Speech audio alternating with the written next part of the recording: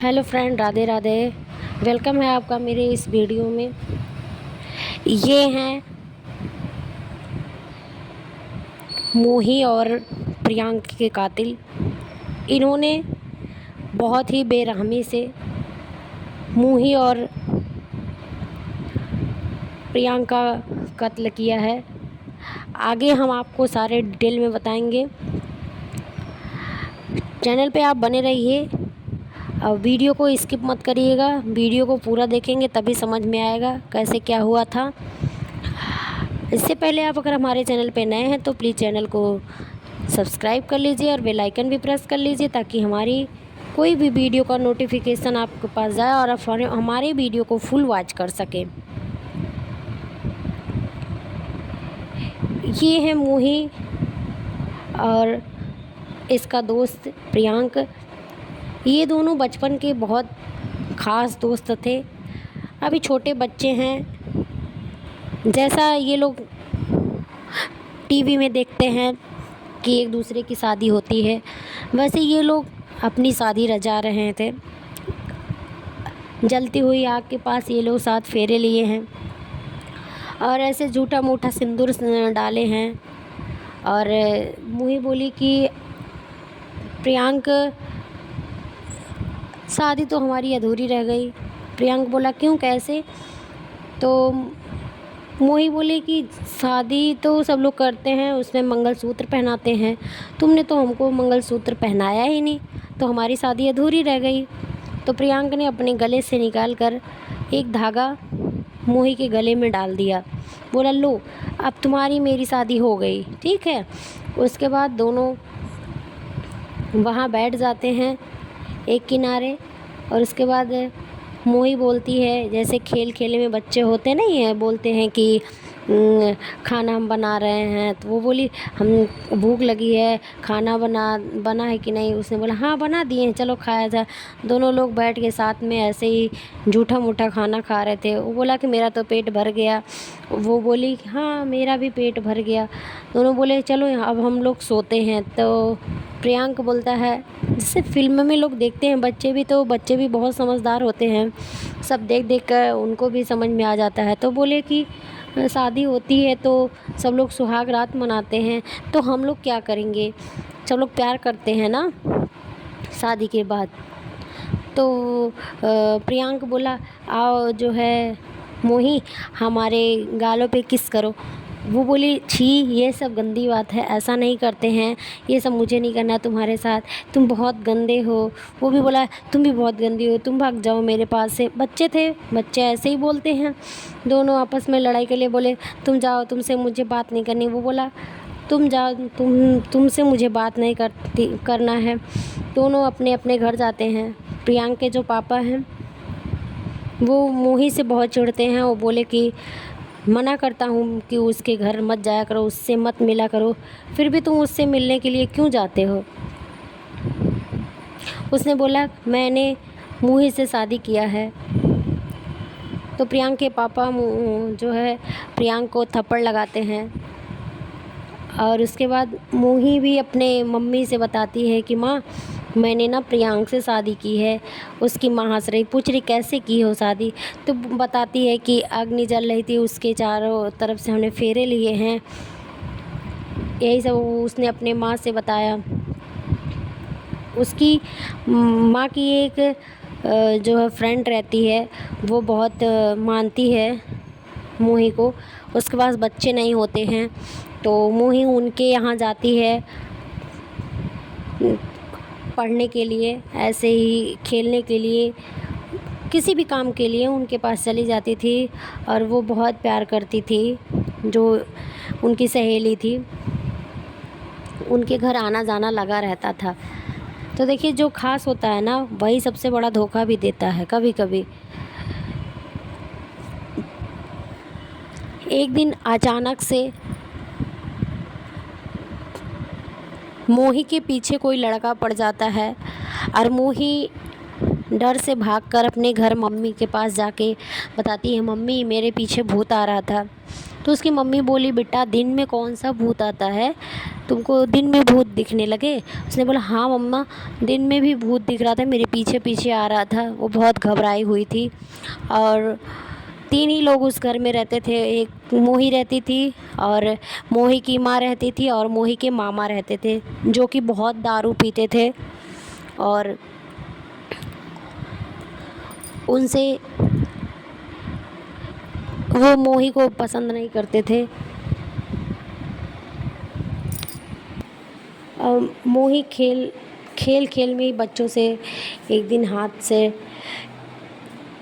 एक लड़का जो है उसके हाथ से लग जाता है। उस लड़के के आँख में चोट लग जाती है और उसके पिता गुस्से में आते हैं तो बोलते हैं कि मैं तेरा गला दबा दूँगा, तूने मेरे बेटे का एक आँख फोड़ा, मैं तुम्हारी दोनों आँखें फोड़ दूँगा। तो वहाँ से उसकी माँ आई मोही की और समझा बुझाकर मोही को अपने घर लेके गई। उसके बाद इसका मामा जो है दारू के चक्कर में अपनी भांजी से भीख मंगवाता था।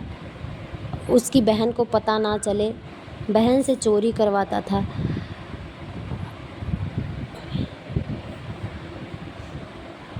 और जिससे कहता, जो मतलब वहाँ पे थे, एक आदमी रहता था, वो उसी के यहाँ से ये ठीके से ये दारू लेके आते थे।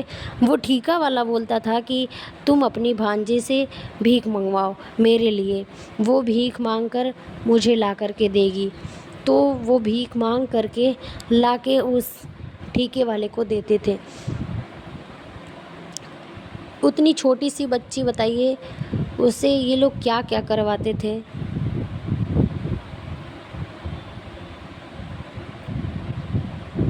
एक दिन मोही अचानक से गायब हो गई। वो भी जो इसके माँ की सहेली थी उन्हीं के घर गई थी और प्रियांक छोड़ने भी गया था। प्रियांक वहाँ छोड़ा और प्रियांक वहाँ से छोड़ करके घर चला गया। और फिर 2 घंटे बाद फिर लेने के लिए आया तो वो अंदर से बाहर नहीं आई। तो प्रियांक पूछने लगा कि मोही कहाँ गई? तो उसने बोला कि मोही तो चली गई। कब का वो चली गई? और प्रियांक बोला, नहीं, मोही अभी घर से बाहर नहीं निकली है। और उसके बाद उसकी माँ भी बहुत खोजने लगी, इधर उधर ढूंढने लगी कि मोही कहाँ चली गई, मोही कहाँ चली गई। उसके बाद उसने जाके पुलिस कंप्लेंट करी। पुलिस वाले भी ढूंढ रहे थे। तभी प्रियांक ने पुलिस को देखा और पुलिस के पास दौड़ते हुए गया। बोला, साहब, मुझे पता है कि मोही कहाँ है, मोही से मेरी शादी हुई थी। पुलिस वाले चौंक जाते, इतना छोटा सा बच्चा और शादी। तो और बोला, पुलिस वाले बोले कि हाँ बताओ बेटा कहाँ गई थी। पुलिस को लेकर के वो मोही की माँ की जो सहेली थी उनके घर पे गया। बोला, यहीं पे हमने उसको छोड़ा था। और बोला 2 घंटे बाद वो आएगी। मैं 2 घंटे बाद उसको लेने आया तो मोही घर से बाहर ही नहीं निकली। फिर उसके बाद पुलिस घर के अंदर उनके तलाश की, ऊपर से नीचे तक कहीं मोही का पता ही नहीं चला। ऐसे कुछ दिन बीते। उसके बाद मोही की लाश मिली। गांव के बाहर उसकी मरी हुई लाश मिली थी, उसका कोई गला दबा दिया था। फिर पुलिस ढूंढते हुए, हर तरफ पुलिस ढूंढी, कहीं कुछ पता नहीं चला। फिर अचानक से एक दिन प्रियांक भी गायब हो गया।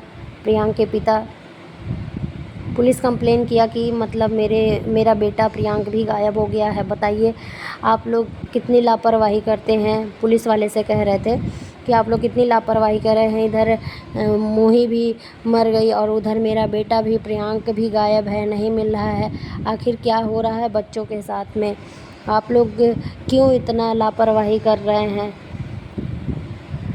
पुलिस ज़ोर शोर से खोज रही थी और उनके मामा को भी गिरफ़्तार किया। मामा से भी पूछताछ किया, कुछ भी रिस्पॉन्स नहीं मिला। फिर उसके बाद वो जो भीख मंगवाता था उसको भी पकड़ा गया, उसने भी कुछ भी नहीं कबूला। लास्ट में प्रियांक के जो कुछ दिनों बाद प्रियांक की भी लाश मिली उसी जगह से थोड़ा दूर बगल में ही, जहाँ मोही मरी हुई मिली थी उसी के अगल बगल में प्रियांक की भी लाश मिली। पुलिस वाले और भी चौंक गए कि इसके पीछे किसका हाथ है। फिर उन्होंने पुलिस वाले जो है मोही के माँ के घर जाते हैं। मोही की माँ गुड़िया देख करके, छोटी सी गुड़िया थी, उसी को देख कर ले करके बहुत रो रही थी।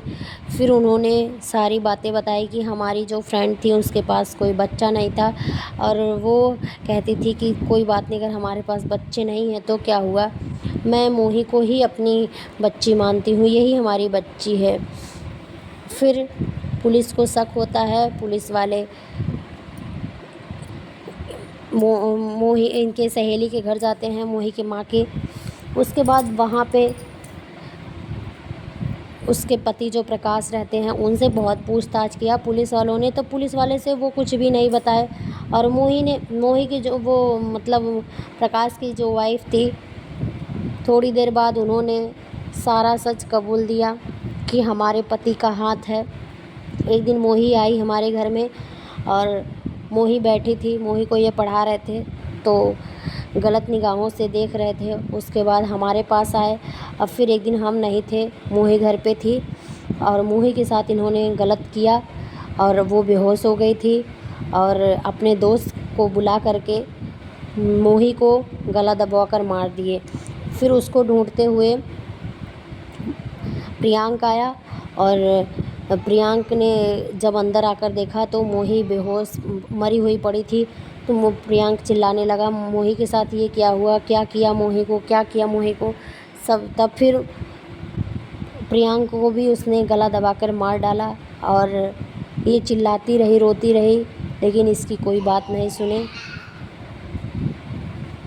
और प्रियांक की जो इसकी सहेली थी, मोही के माँ की जो सहेली थी, वो ये सब नहीं चाहती थी और वो सब साथ दे रही थी, मोही की माँ का साथ दे रही थी कि ताकि कातिल पकड़ा जाए। लेकिन सच्चाई यहाँ सामने ये आई कि उनका पति ही सबके पीछे कातिल का था।